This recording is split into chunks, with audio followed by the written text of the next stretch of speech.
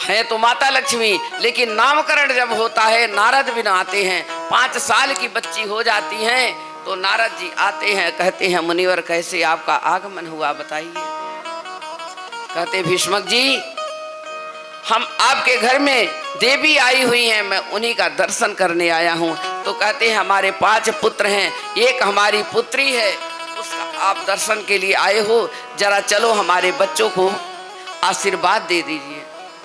नारद जी आते हैं, मेरी पुत्री बड़ी हो रही है, बड़ी पुत्री है,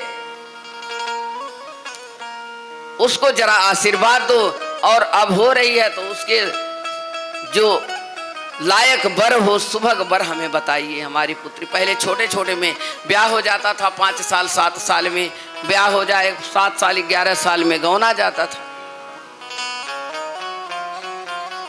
नारद मुनि गोद में ले लेते हैं माता लक्ष्मी को, कहते हैं अरे भीष्मक जी ये साक्षात देवी स्वरूपा आपके घर में अधिष्ठात्री आई हैं, इनका नाम रुक्मिणी है।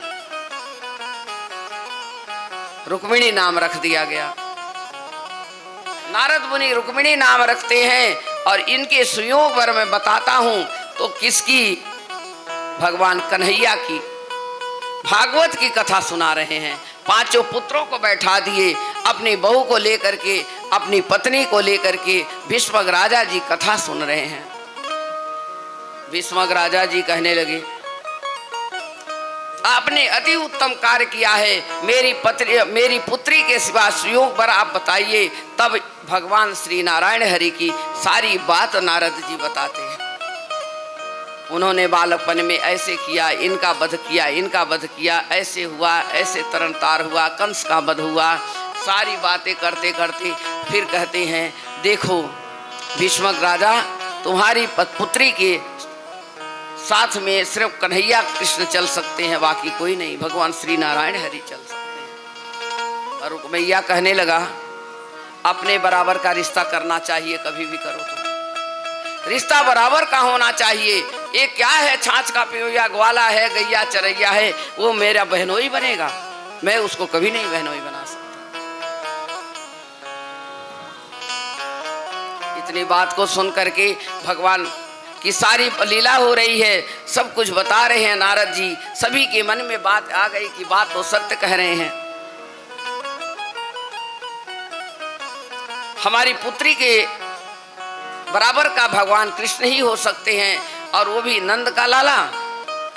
अरे मैं उसको जानूं, उसके माता का पता नहीं, पिता का पता नहीं, और उसको मैं अपनी बहन को दे दूंगा, ऐसा कभी नहीं हो सकता। अब इतने पर भगवान की बातों को सुनता है, और वहां से आ करके एक बात उसके दिमाग में बैठ गई, चाहे कुछ भी हो, मैं अपनी बहन का ब्याह कृष्ण की कन्हैया के साथ नहीं कर सकता।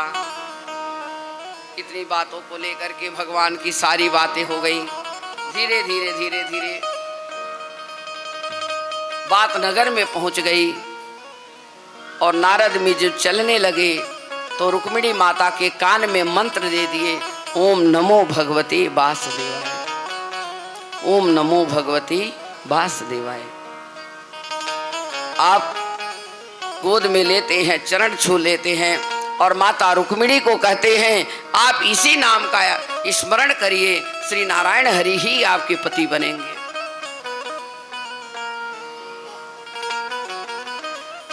माता भगवती मन में आ गई, विचार हो गई, सहेलियां खेल रही हैं और ओम नमो भगवते का जाप करती जा रही हैं, और सहेलियों से सहेली आती है उनकी, खेलती है, तो गुड्डा गुड्डी का खेल खेला जाता है।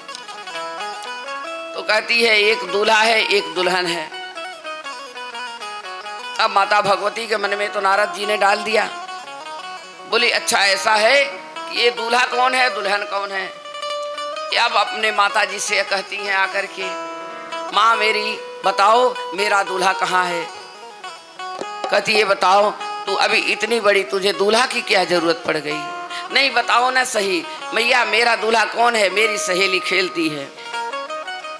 माता जी ने कह दिया यही बात मीरा की माँ भी ने की थी, यही बात को मीरा की माँ ने कही। जब बारात जा रही थी तो मीरा ने पूछा ये कौन है, बोले बेटा ये दूल्हा जा रहा है। दूल्हा दुल्हन जा रहे हैं ब्याहने के लिए, दूल्हा जा रहा दुल्हन को लेके आएगा। तो तभी से भगवान उस बात को मीरा ने जब अपनी माँ से कहा मेरा दूल्हा कहाँ है, तो माता जी ने कहा यही तुम्हारा दूल्हा। भगवान के सामने, कृष्ण के सामने खड़ी कर दी, यही तुम्हारा दूल्हा है, इनकी पूजा करो। अब दूल्हा बताए तो कौन सा बताएं, बच्चे हैं छोटे। मीरा ने वही दूल्हा मान करके उन्हीं का जप करने लगा।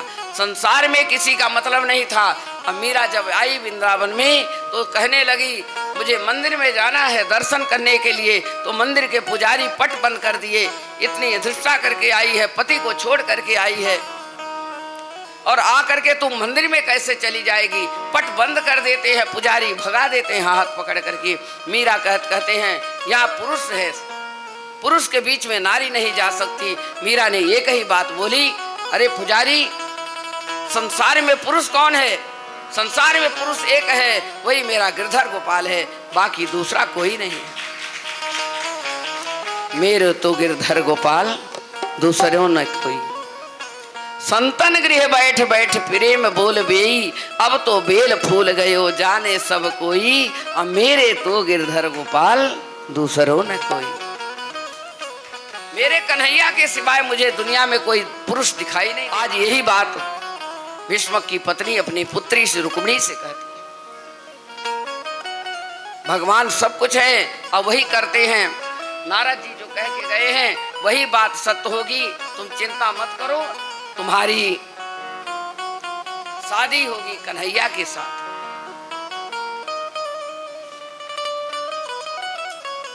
ओम नमो भगवते वासुदेवाय का जाप करती हैं।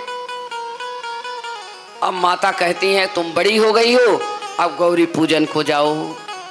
माता भगवती की बात को लेकर के चल देती हैं। गौरी पूजन जाती हैं सहेलियों के साथ। गौरी पूजन में जाती हैं, कहती हैं माँ मैंने मन क्रम वचन से श्री नारायण हरि को भी अपने पति माना है और वही मेरे साथ रहे, वही मेरे पति बने, मुझे यही आशीर्वाद देना।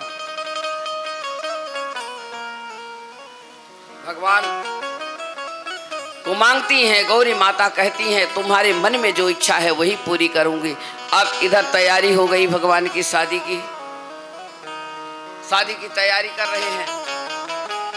भगवान कहने लगे कि ये बताओ,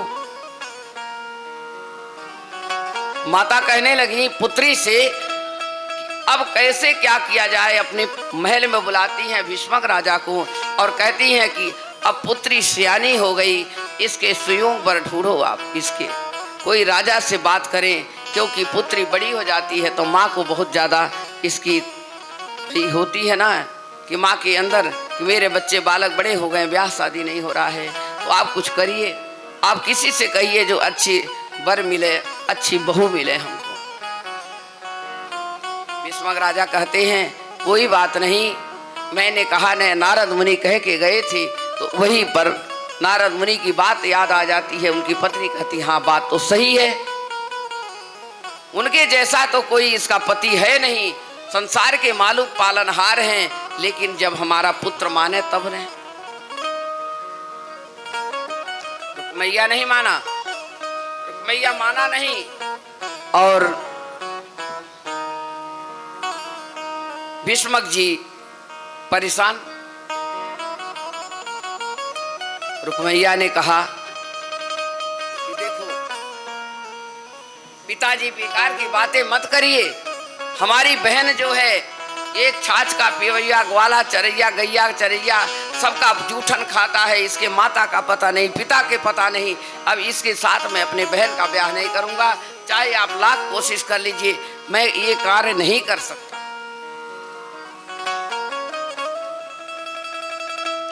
बोला पुत्र ऐसा है।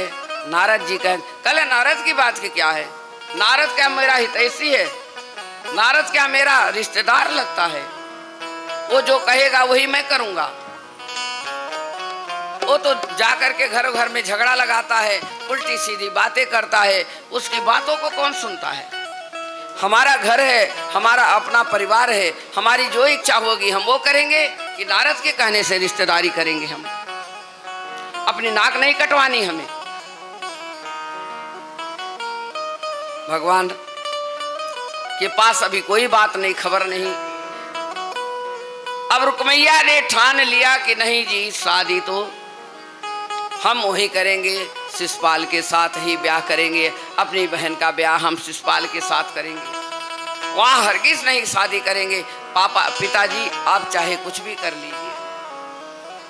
माता पिता दुखी, माता रुक्मिणी दुखी, बेकल हो करके रोती हैं, अपनी भाभी से कहती हैं, सुमुखी से कहती हैं, आप सब कुछ जानती हो, भगवान विष्णु की तुम पूजा करती हो, ये कोई जरूरी है कि जिस सिंह शेरनी के साथ सियाल का ब्याह कभी नहीं हो सकता। मैं जन्म से भगवान श्री नारायण को अपना पति मानी हूं, अब मैं मर जाऊंगी तो भी ब्याह मैं इनके साथ नहीं कर सकती। भाभी आप कुछ करो। भाभी कहती हैं, आप चिंता मत करिए, आप चिंता मत करो, जो मैं कह रही हूं उसको सुनो। भगवान की पूजा करती हो ना आप, उन पर भरोसा रखो। पति को बुलाती हैं, पति को बुला करके कहती हैं, आप आइए, आपसे कुछ वार्तालाप करना है। सुमुखी अपने पति रुक्मैया को समझाती है, सारे परिवार चाहते हैं कि कृष्ण के साथ शादी हो, एक आप ही की मर्जी नहीं है, क्यों आप हठ ठाने हुए हो। कहते हैं कि देख एक बात बताऊं, चाहे मेरा जान चला जाएगा मैं ब्याह नहीं कर सकता, अगर ज्यादा तू करेगी तो तेरा भी म्यान से तलवार निकाल लेता है, सिर धड़ से अलग कर देता है।